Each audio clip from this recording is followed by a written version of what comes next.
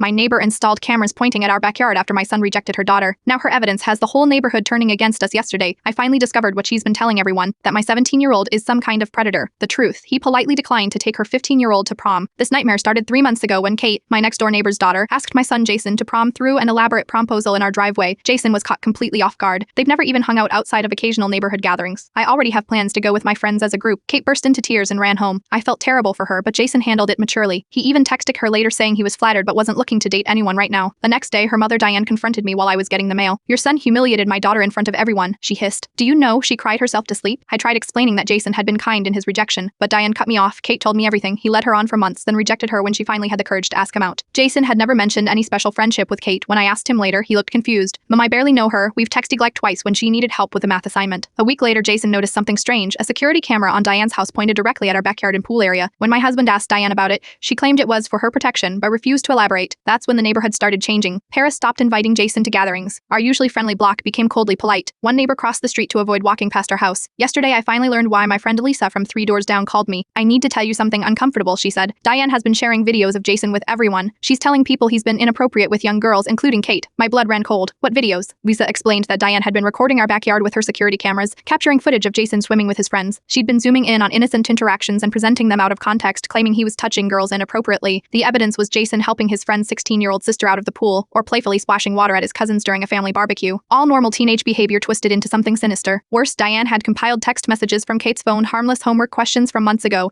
and was presenting them as evidence that Jason had pursued her daughter before cruelly rejecting her. I was stunned. But that's insane and illegal. She can't film our backyard. People believe her because she's always been so involved in the community, Lisa said. And Kate is backing up everything her mother says. This morning, I consulted a lawyer who confirmed the cameras are illegal. Filming into private areas of someone else's property violates privacy laws. I filed a police report and sent Diane a cease and desist letter. But the damage to Jason's reputation has been done. A 17-year-old boy who did nothing wrong except decline a date is now viewed with suspicion by people who've known him since kindergarten. I refuse to let a rejected proposal destroy my son's reputation. The cameras come down tomorrow by legal force if necessary. And then we're going to have a neighborhood meeting where Jason deserves the same thing he gave Kate. The truth delivered with kindness but absolute clarity. This isn't about teenage drama anymore. It's about an adult woman who couldn't handle her daughter's rejection and decided to weaponize surveillance and gossip against a child.